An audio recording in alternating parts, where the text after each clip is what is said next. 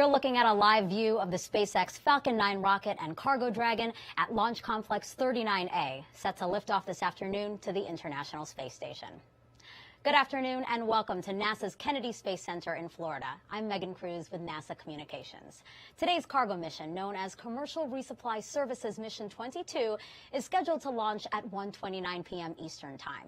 It will be the second resupply mission to the space station on the upgraded Cargo Dragon spacecraft. We will show you some of the incredible technology headed to space today, including brand new solar arrays to give the station a power boost. But first, we are really excited to be simulcasting today's live coverage on NASA TV and the SpaceX webcast with our partners based at the company's headquarters in Hawthorne, California.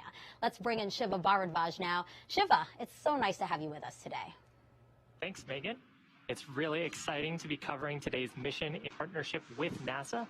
It's the 5th Dragon flight to the International Space Station since May 2020, with many more planned for the upcoming year. And as you mentioned, this will be the second cargo resupply mission for our upgraded Dragon.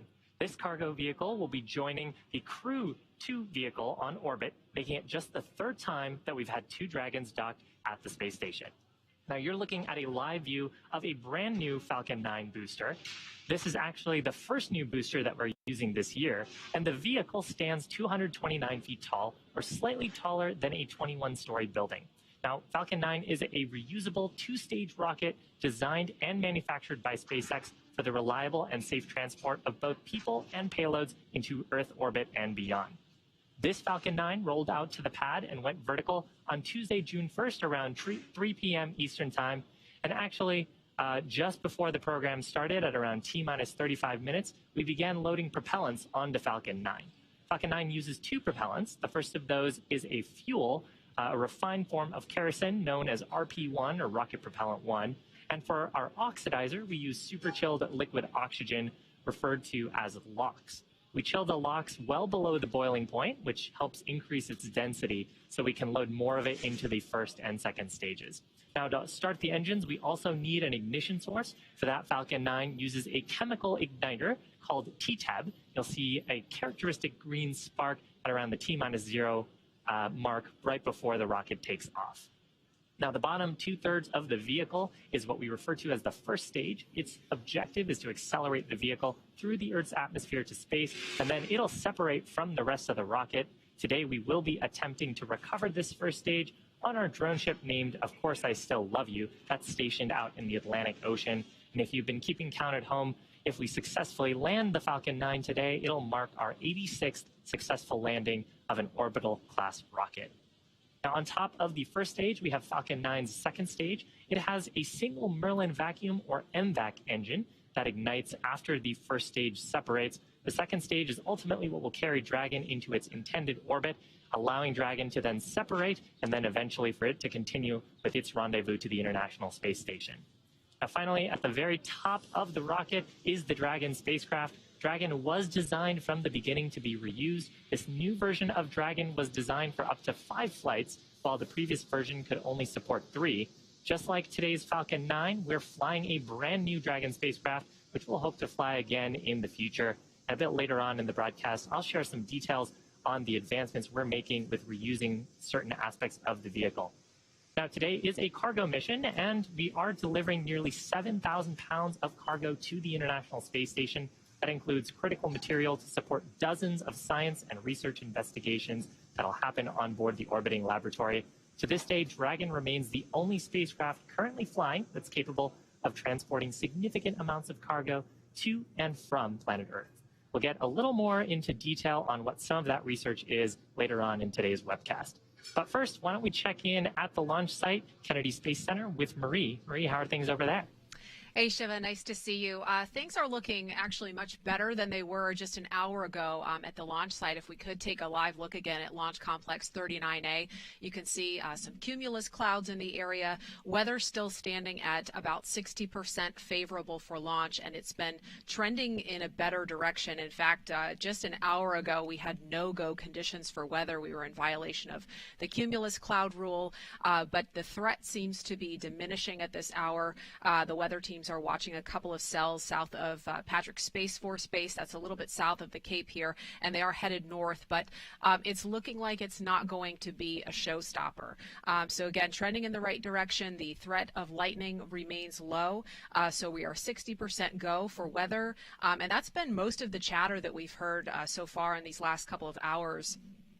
Technically speaking, we have heard SpaceX working no major issues. And again, we're looking live at the launch pad there. You can see some of that liquid oxygen venting off of the first stage Falcon 9 booster. One other really cool thing about this first stage booster, if SpaceX successfully recovers it and refurbishes it, this is the same booster slated to launch the next 4 astronauts to the International Space Station in October. Those will be NASA astronauts Raja Chowdhury, Thomas Marshburn, Kayla Barron, and European Space Agency astronaut Matthias Maurer. So NASA's Commercial Crew Program folks watching this mission closely with particular interest in that first stage booster. So we have fueling again well underway. That began on the first stage at T-minus 35 minutes. We're standing by for fueling on the second stage at T-minus 16 minutes. And then as we move a little bit closer to launch, the Falcon 9 pre-launch engine chill will begin at T-minus 7 minutes, followed by the transition to internal power at T-minus 5 minutes. And that period, those last 5 minutes before launch, are what we call terminal count. And then as we close in on that final minute before launch, the propellant tanks will be pressurized for flight. The SpaceX launch director, Frank Messina, will verify whether the team is go for launch. And finally, we'll be standing by for liftoff at 1:29 and 15 seconds p.m. Eastern Daylight Time. And Falcon 9 has just that single second to launch today in order to rendezvous and dock to the space station as scheduled. That is tracking for approximately 5 a.m. Eastern Time, Saturday morning, June 5th. So we'll continue to keep an eye on the weather and give you an update as we get a little bit closer to liftoff. For now, Megan, back to you. Marie, thank you. All right, as promised, it's now time to check out some of the fascinating payloads packed inside Dragon today. We'll first look at some of the science experiments sponsored by the ISS National Lab.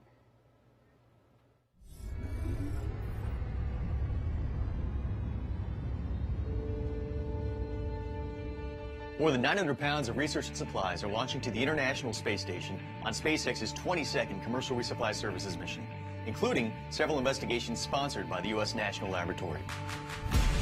This mission has everything, from fundamental and applied research to payloads dedicated to in-space production applications, recognizable private sector partners supporting research and development, and student-led experiments.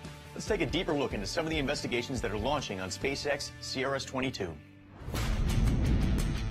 Colgate-Palmolive, the global household and consumer products company, will launch the first private sector oral health care investigation to the ISS on this mission. The project aims to identify the molecular characteristics of a healthy and diseased oral microbiome. The research team will study unique plaque pathologies in relation to oral health status, examining microgravity's effects on biofilm formation and comparing responses to common oral care agents. Results could help Colgate-Palmolive develop more effective products for consumers on Earth. Each year, 25 million metric tons of cotton are grown around the world, and each kilogram requires thousands of liters of water to produce. In an effort to minimize water consumption used for cotton production, Target Corporation has funded a project from the University of Wisconsin to examine the response of cotton plants to the stress of microgravity and evaluate effects on growth and root behavior.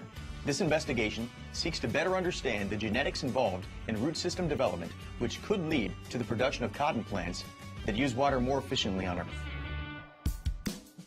The National Center for Advancing Translational Sciences, one of the 27 institutes and centers of the National Institutes of Health, continues to work with the ISS National Lab to fund projects as part of the Tissue Chips in Space initiative. Tissue chips contain human cells grown on an artificial scaffold to model the structure and function of human tissue. Using tissue chips in space, researchers can develop better models of disease and more accurately test potential new therapeutics for patients on Earth.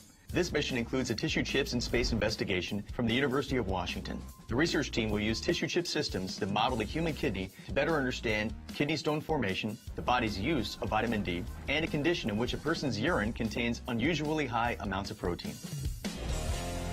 Pharmaceutical giant Eli Lilly and Company has a history of sending research and development to the orbiting laboratory. On this mission, the company will launch an investigation to examine the effects of gravity on the physical state and properties of freeze-dried pharmaceutical products. Results could help Lilly improve the chemical and physical stability of pharmaceutical products for patients on Earth.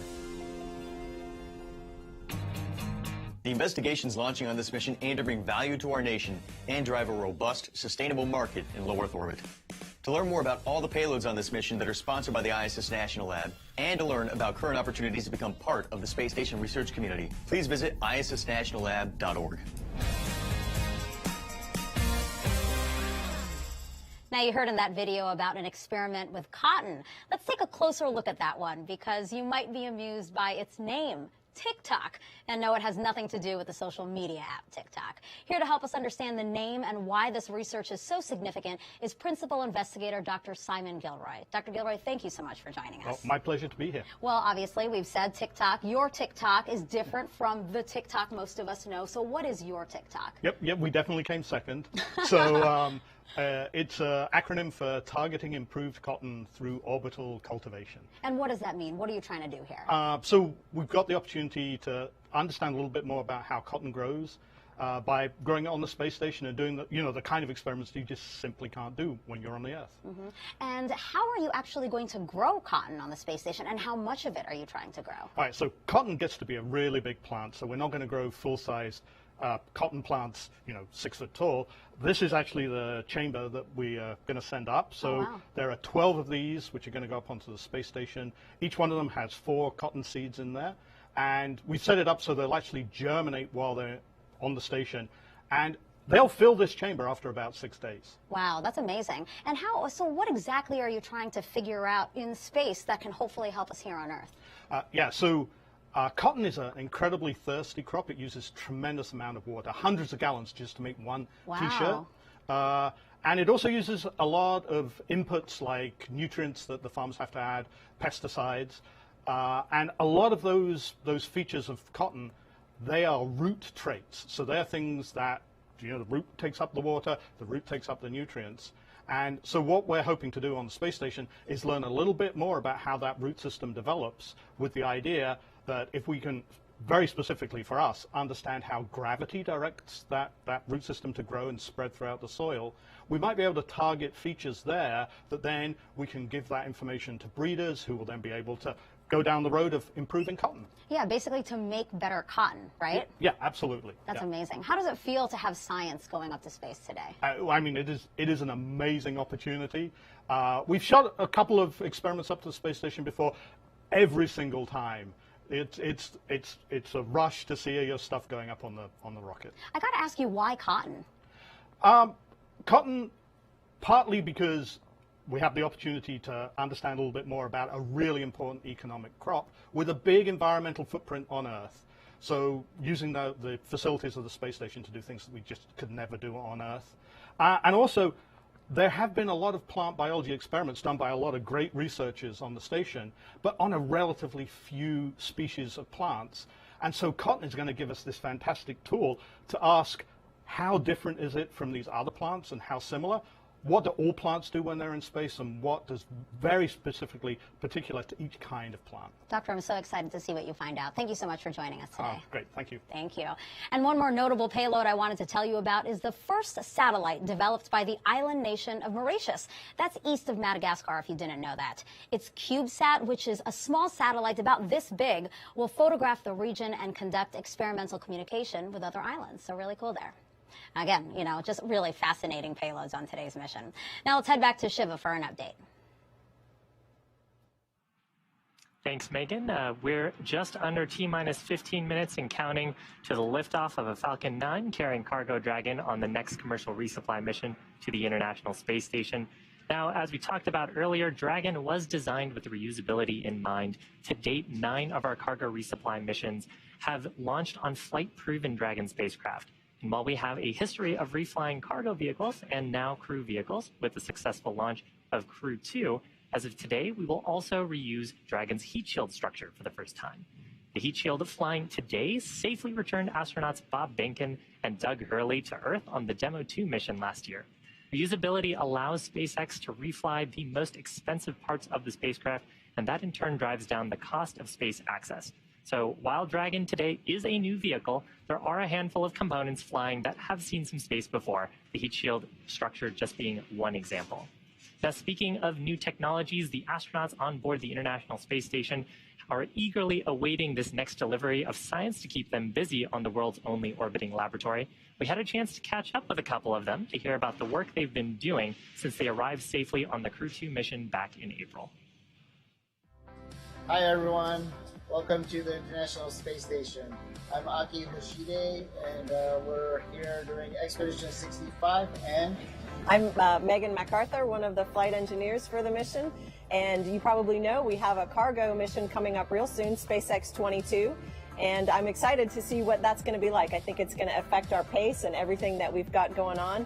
Aki, you've seen this before. You captured actually the first cargo resupply mission from Dragon about 9 years ago. So tell me, what was that like? Yeah, 9 years ago. That's a long, long time ago. Well, that was my first time to actually capture a cargo vehicle with a robotic arm, and so it was a horrifying 2 minutes, holding my breath and trying to capture it without making any mistakes. This cargo Dragon will be actually a little bit different. So what's different about this one? This time it's just going to dock, so without the help of the robotic arm, it's going to automatically dock to the International Space Station. And of course, it will be similar to our crewed vehicle that we came up in, so everything should look pretty much the same. Just there won't be people, there'll be cargo and a lot of science experiments. Some of the science samples will arrive in powered payload lockers, so they can be frozen temperatures. But some of the samples will arrive in this cooler type of bag, which is called a double cold bag. It's a super insulated bag, and we put ice bricks in there along with the samples to keep them at the right temperature. So I'll show you what that looks like. Oh, looks like we have a stowaway. These are the ice bricks, and they can maintain a temperature between minus 32 and plus 37 Celsius. They're just room temperature right now, or I wouldn't be holding them with bare hands. But you can see we would fill that up with the ice bricks as well as the samples. We also send samples home this way, and they have a certain amount of time that they will stay at temperature before they're recovered by the team on the ground. You know, I'm excited about the tardigrades. I told you about the water bears. Super excited about that. They're little microscopic creatures that can survive in extreme environments. And the cell science 4 experiment is looking at what can we see by looking at their genes? How do they survive and adapt to extreme environments? And then the hope is that that information can be used to look at stress factors in humans when we're living in space. Another one I think is really exciting that has benefits both for us in space but also on Earth is a new ultrasound experiment, the butterfly ultrasound, and it's looking at portable ultrasound technology with mobile tech, some really exciting stuff that kind of covers a big spectrum. Yeah.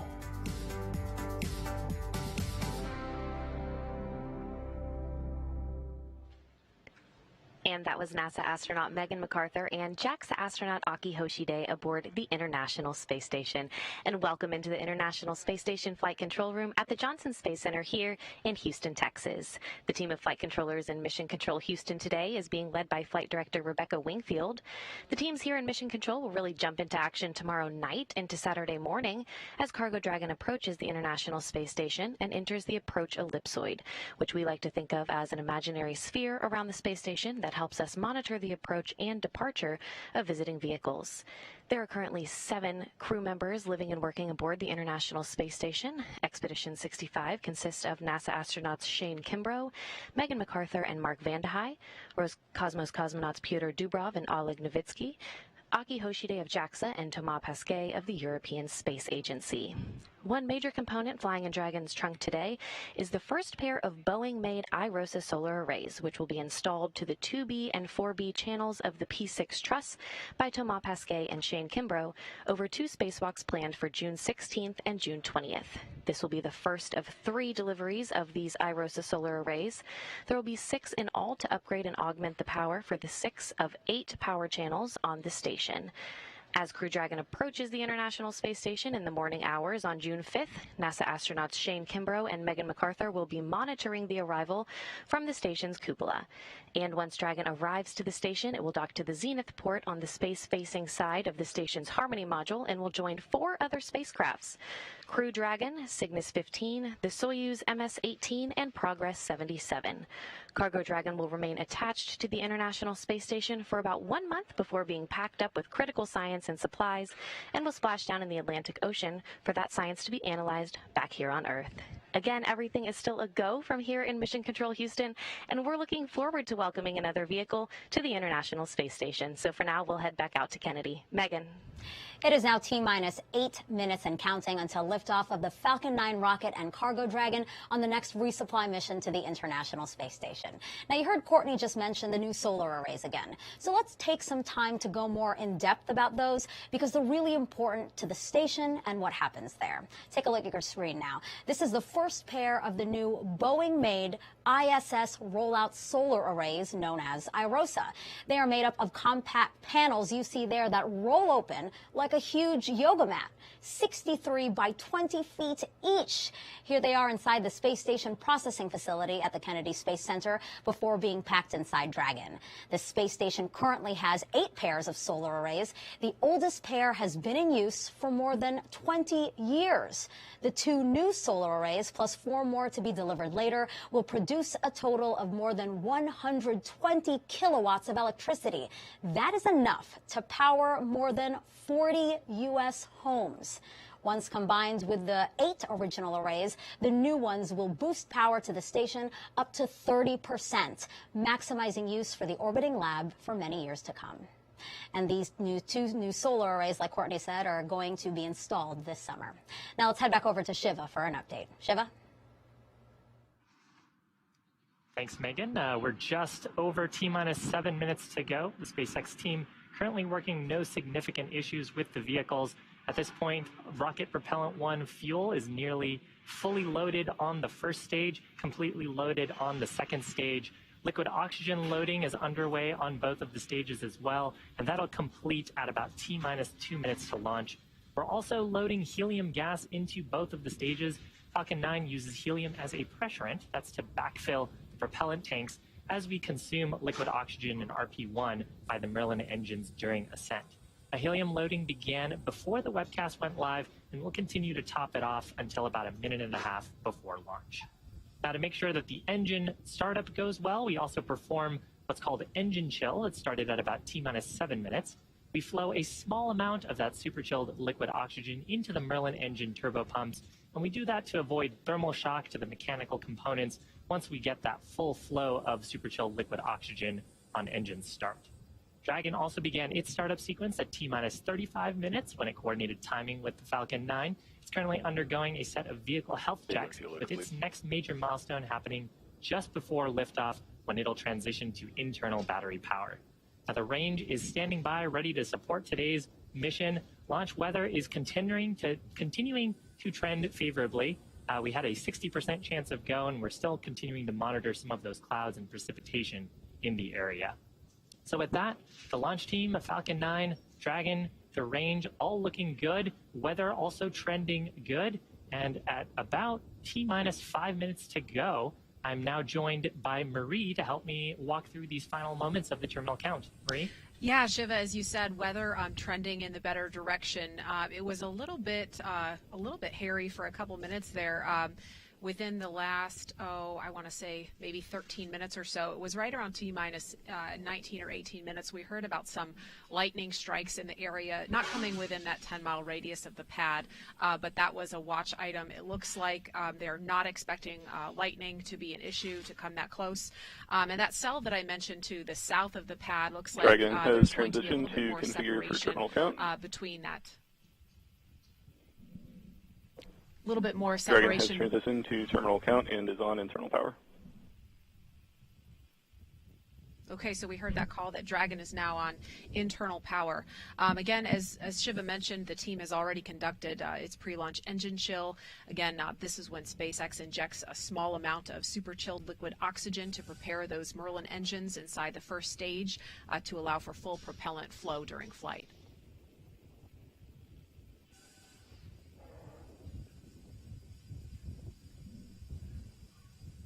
And we can hear the hissing from some of that liquid oxygen venting off the side of the rocket as it meets that Straw warm. back retract in progress. We just heard the call out there as well for strong back retract. The strong back is the truss structure next to Falcon 9 that provides propellants and power to the vehicle. So you can see the clamp arms are opening around the second stage, and the strong back will retract a couple of degrees away from the vertical position, helping to clear the way for Falcon 9's ascent.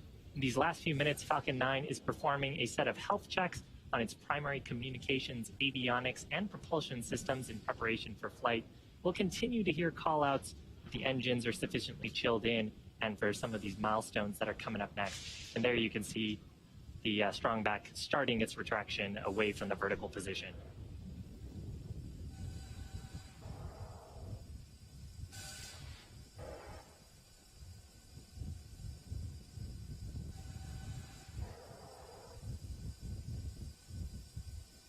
And so we saw that strong back or transport erector retract ever so slightly from the Falcon 9 rocket. It will retract fully. Bleed verification. Just as we get to the moment of liftoff to allow for Falcon 9 to clear the pad. Also happening now are some checks of the second stage thrust vector control actuators. That is often referred to as an engine wiggle test, and this is when SpaceX moves the thrust Stage nozzles. 1 complete. We just heard the call for the Stage 1 LOX load complete. Again, that engine wiggle test happening now to make sure that the guidance hardware is go for flight. SpaceX will do the exact same checkouts on the first stage engines, and that will happen just a few seconds before ignition. Yeah, and we just heard that call out for first stage LOX load complete. Next major activity here will be second stage LOX load complete. Usually happens around the T-2 minute mark, and that wraps up propellant loading for Falcon 9 until liftoff.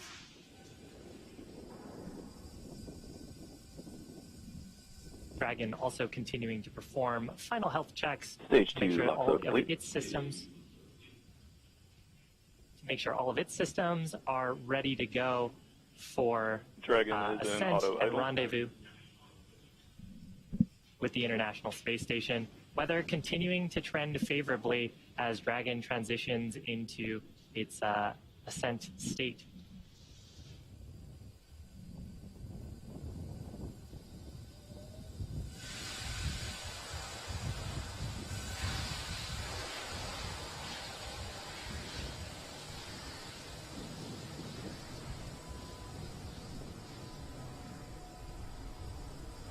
Weather remaining go as we are approaching the T-1 minute mark when Dragon will transition to internal power.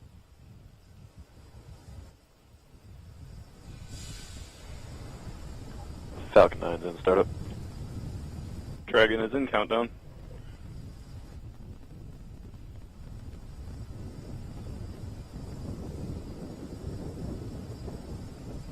LD, go for launch. The launch director.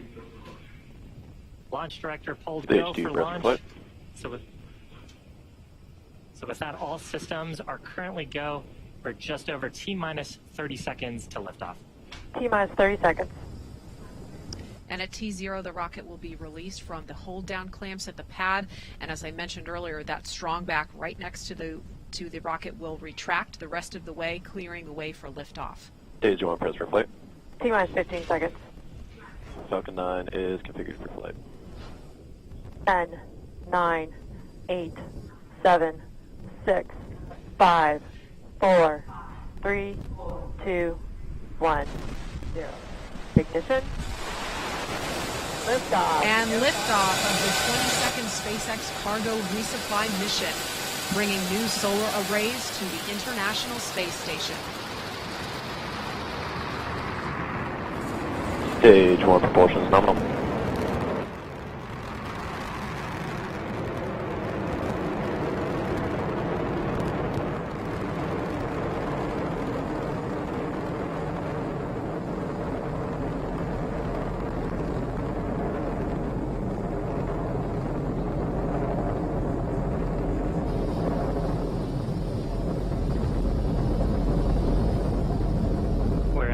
Plus 40 seconds into flight.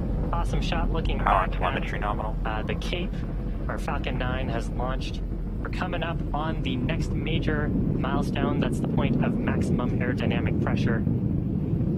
That's when the stresses on the vehicle will be the highest. Execute.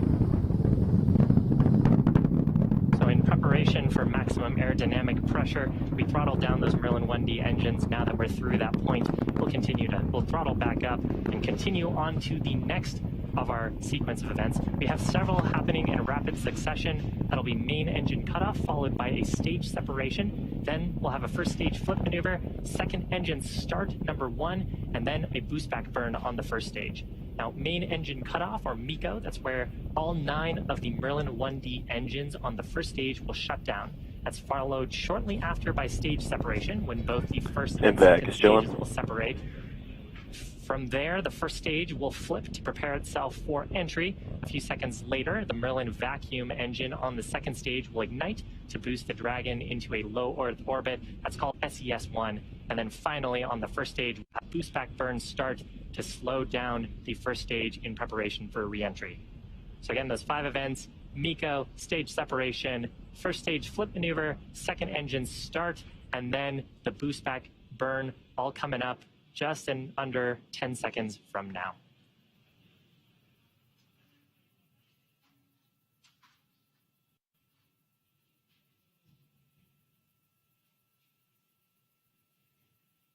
MECO. Stage separation confirmed.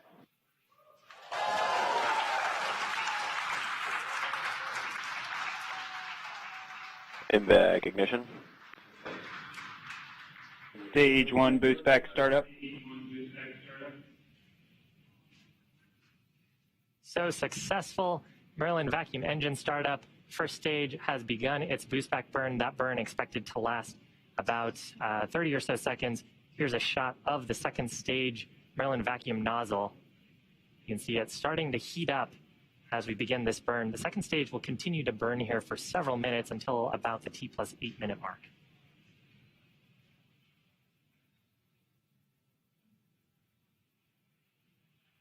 Stage 1 boost back shutdown. If you're just joining us, welcome. You're watching a live webcast for the 22nd commercial resupply mission to the International Space Station for NASA. This is SpaceX's 17th launch of the year, and we are flying a cargo configuration of our New Dragon spacecraft. On the right-hand side of your screen is the second stage, which is carrying the Dragon spacecraft into orbit. On the left-hand side of your screen, you can see Falcon 9's first stage with the grid fins extending. It just completed its boost back burn and is making its way back to our drone ship.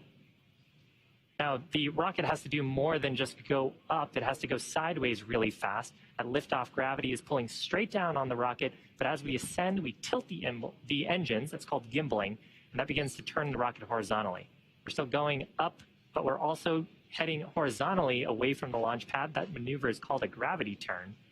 The rocket typically needs to go about 7.5 kilometers per second, or about 17,500 miles an hour, to avoid being pulled back down to Earth and to get into orbit. So that's what the second stage is doing right now. Now, the first stage, in order to make its way back to our drone ship, named, of course, I Still Love You, it has 2 more burns to do. First is an entry burn. It'll ignite 3 of its Merlin 1 engines. That'll help to slow it down as it re-enters the Earth's atmosphere. And then the next activity will happen much closer to the drone ship. That is the landing burn. Will ignite just the single center Merlin engine to bring the vehicle's speed rapidly down to 0. You can see the grid fins that are extended on the left-hand side of your screen. We use those for atmospheric control. They help steer the Falcon 9 to make sure we make our way back to that drone ship as we get into the thicker parts of the Earth's atmosphere. And you'll occasionally see periodic bursts of a white gas like that. That's our attitude control system, giving us little corrections to our attitude. The next major event coming up here for the first stage is entry burn. 3 of the Merlin 1D engines will ignite. Second stage burn continuing to look nominal. Second stage has a little ways to go. It won't be done with this burn until about the T+8 minute mark.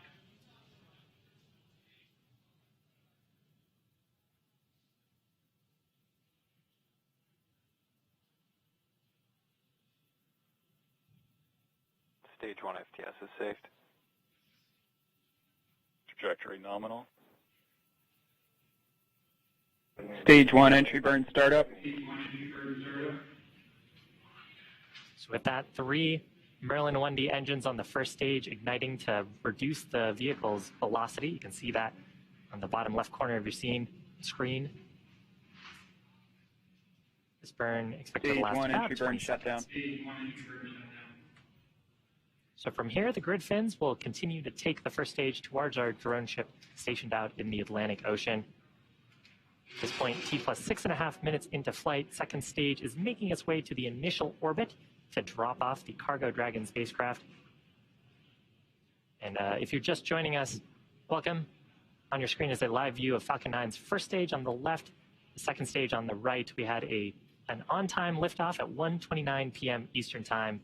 Nominal ascent so far. Talking a little bit more about Stage 1 transonic. Talking a little bit more about the first stage. So the next major event coming up is that landing burn. Landing burn is what will bring the vehicle speed rapidly down to 0.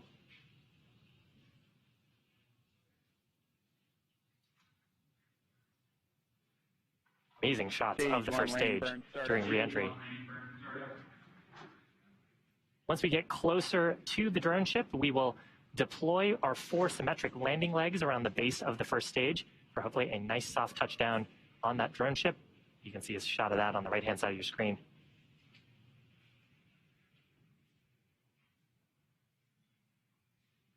Stage 1 landing leg deploy.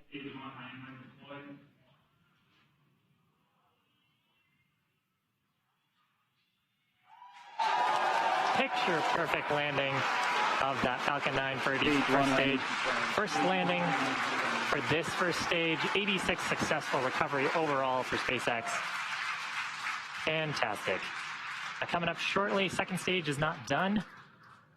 It will be coming up on second engine cutoff. About under 30 seconds from now. It's been burning that whole time since stage separation to bring the 7,000 pounds of cargo into the initial orbit around our planet. And you can see we're getting close to orbital velocity.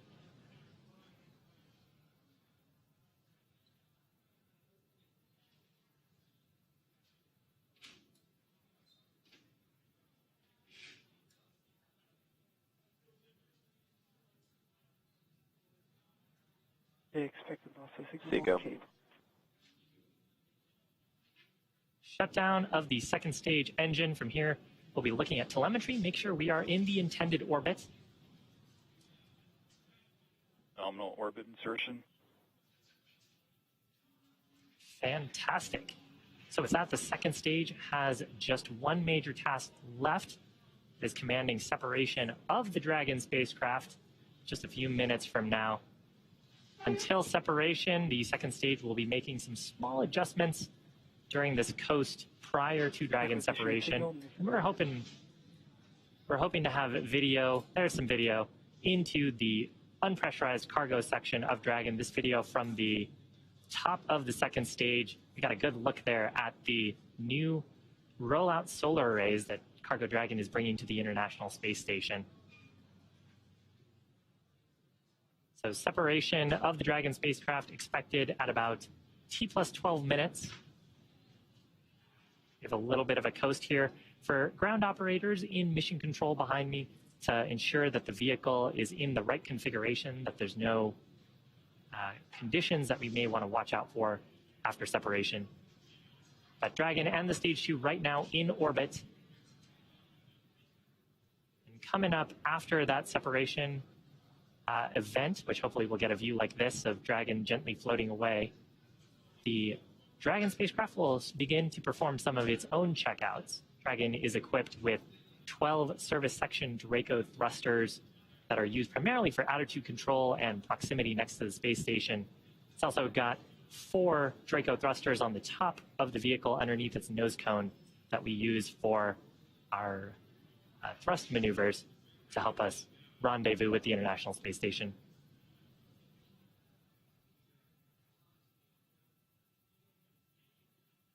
So again, successful ascent, successful recovery of our first stage just a few minutes ago. You're looking at a live shot into the Cargo Dragon unpressurized section from the second stage that is in orbit around our planet. Our next major activity coming up shortly, that is Dragon separation from Falcon 9's second stage.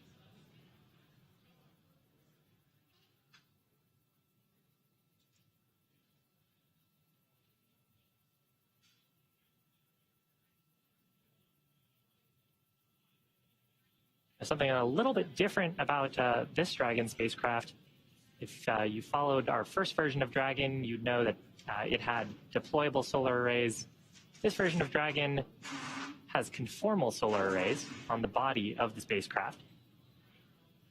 So those are mounted along the exterior panel of the trunk that we're looking into right now. Those provide power for the spacecraft as it makes its way to the space station. Dragon separation confirmed.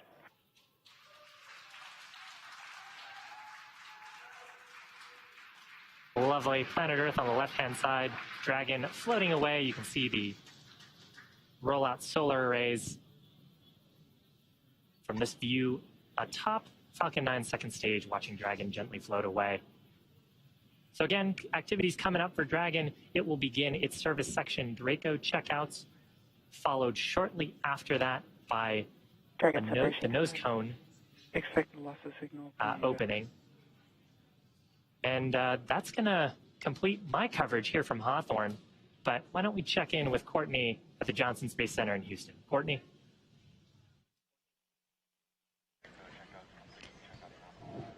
Thanks, Shiva. Again, just standing by for that nose clone deploy.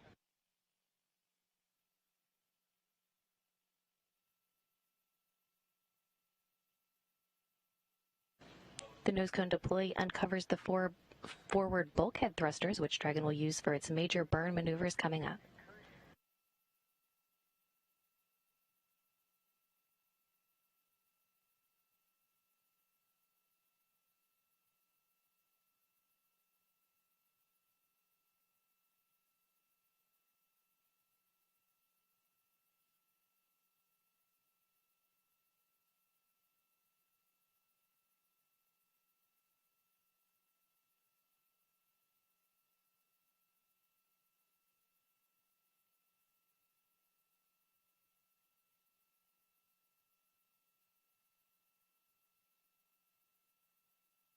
And nose cone hooks are driving now.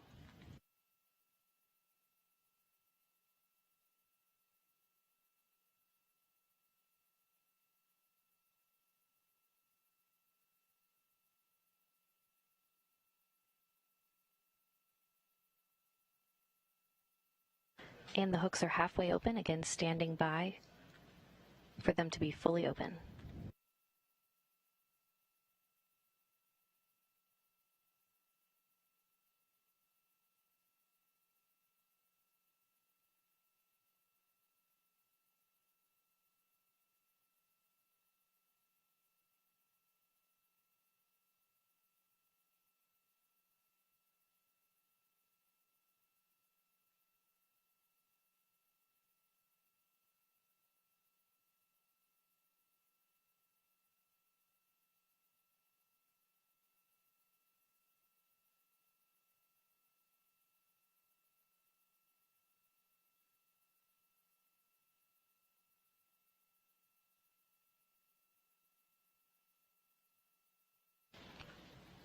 Again, standing by for nose cone deploy. That nose cone will stay open in the position until the very end of the mission.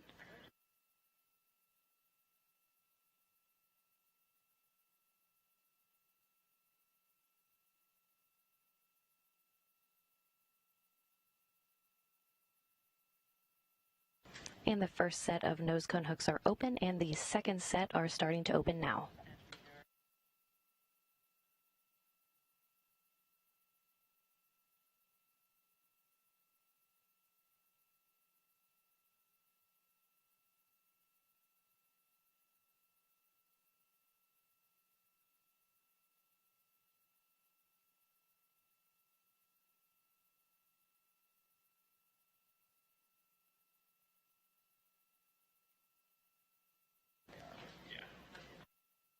Again, once the nose cone is open, it will stay in that position until the very end of its mission, closing prior to re-entry to provide some additional protection to some hardware during re-entry.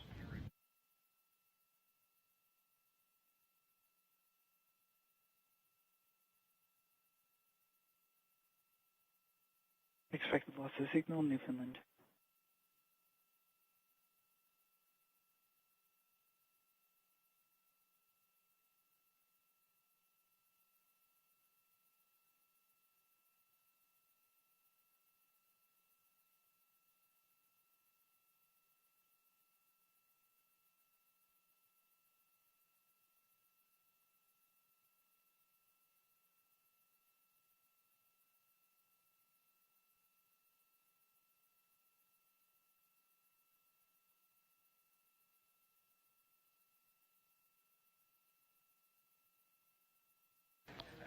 Again, standing by for confirmation of nose cone deploy, and this nose cone deploy will uncover those 4 bulkhead thrusters, and that's what Dragon will use for its major burns coming up throughout the next day to catch up with the space station before docking. Acquisition of signal, Gundhilly.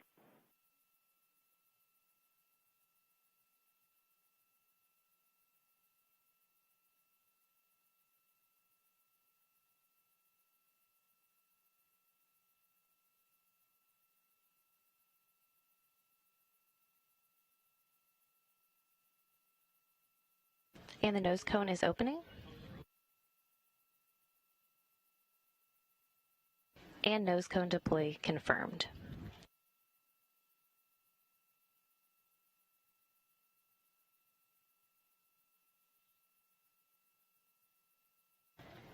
And with nose cone deploy now confirmed, now joining me on the phone is manager of the International Space Station Office for Systems Engineering and Integration, Jeff Arend. Jeff, one major component in Dragon's trunk today is the first set of IROSA solar arrays. Can you tell us the importance of augmenting the station's power supply through these IROSA spacewalks later this month? Absolutely, Courtney. How do you hear me? I hear you great. Okay, very good. Yeah, that's a great question. So I'm going to kind of start at the beginning a little bit because the punchline at the end is probably the best. But, you know, over time, our solar arrays age. And so the first set of arrays have been up there over 20 years.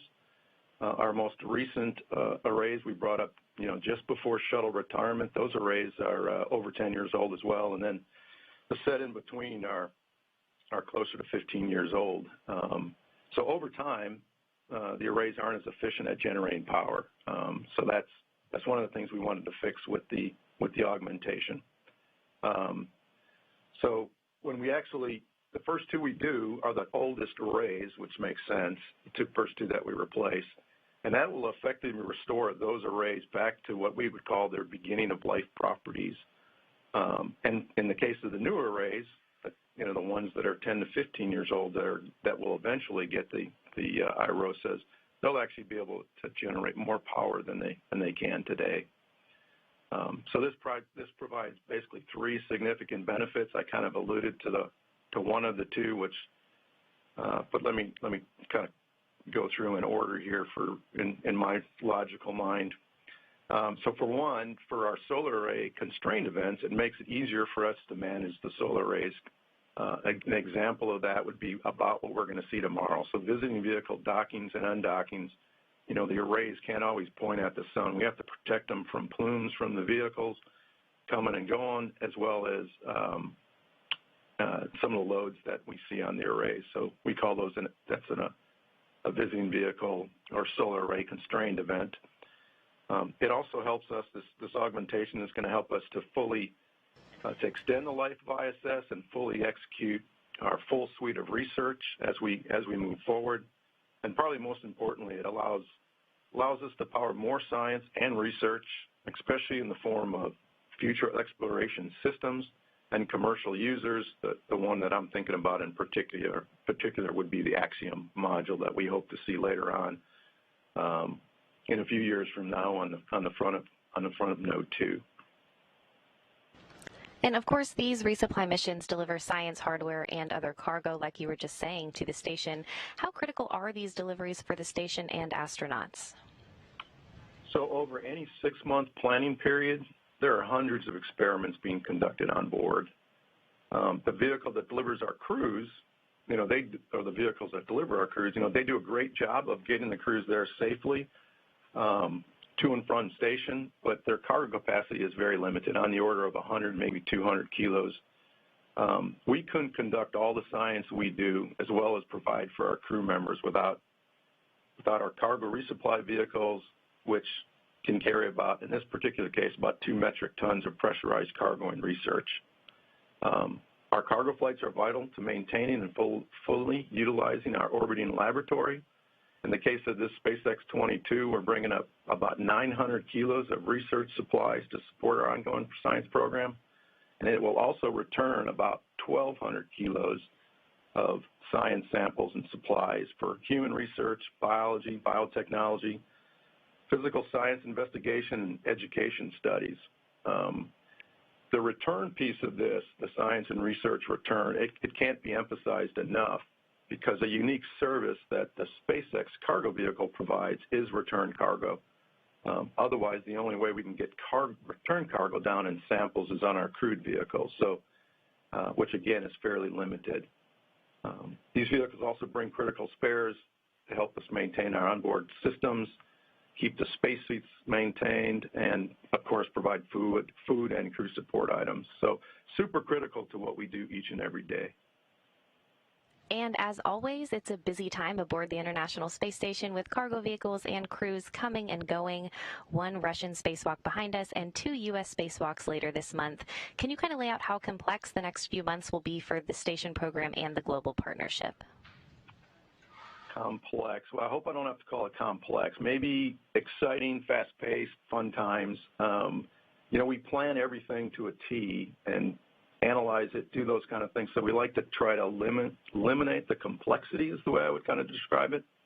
But you're right, it's a very busy time. And so from a visiting vehicle point of view, I think the upcoming amount of traffic is about as busy as we've ever had. There are also going to be some configuration changes, mostly on the Russian segment, that will keep our flight control, engineering, and partners very busy over the next few months. As you pointed out, with the completion of the Russian segment EVA, which was actually yesterday, it seems like days or weeks ago, as fast as everything is going here lately, but the Russian segment is now going to be ready for the undock of the docking compartment, which is another module that's been on board for about 20 years or so. And this opens the port up for the next, basically the 3rd large module that our Russian partners will be bringing to ISS. It's the MLM, or Multi-Purpose Logistics Module, and that docking is later in July. But before that, shortly after SpaceX docks, we'll be conducting 2 EVAs ourselves, one on the 16th and the other, if things go well, on the 20th of June, to install the IROSA arrays. Maybe this is where complex comes into play. All EVAs are challenging, but these IROSA arrays in particular are probably more so than some of our other ones. And then finally, shortly after the MLM arrives, near the end of July, we'll need to relocate the Crew 2 vehicle from the Node 2 forward port to the Node 2 Zenith port, which will enable the launch and docking of the OFT-2 crew demonstration vehicle near the end of July, the first part of August. So yes, a very busy, exciting time for us. All right, Jeff, well, thank you so much for joining us today. And back here in the International Space Station Flight Control Room, flight controllers are monitoring the systems on the station itself ahead of Dragon's arrival Saturday morning. Again, once Dragon crosses that approach ellipsoid, which we see as an imaginary sphere around the station, flight controllers here in Mission Control Houston will begin joint operations with SpaceX teams over in Hawthorne, California. NASA astronauts Shane Kimbrough and Megan MacArthur will be monitoring the approach and arrival of Dragon with the planned docking Saturday morning at 4 o'clock in the morning, Central Time. Once Cargo Dragon is docked to the station, MacArthur and Kimbrough will begin hatch operations to open the hatches between the International Space Station and Cargo Dragon. And again, everything is still on track in the International Space Station Flight Control Room, so that'll do it for us here in Mission Control Houston. Now back over to Kennedy. Megan? Thanks, Courtney. That's going to wrap up our launch coverage of NASA's 22nd SpaceX commercial resupply services mission. Cargo Dragon is on course to dock to the International Space Station at about 5 a.m. Eastern Time Saturday morning. We will, of course, have live coverage of rendezvous and docking beginning at 3:30 a.m. Saturday morning Eastern Time. In the meantime, you can follow the mission at nasa.gov. Thank you so much for joining us. We'll leave you with some beautiful views of today's launch. T-minus 15 seconds. Falcon 9 is configured for flight.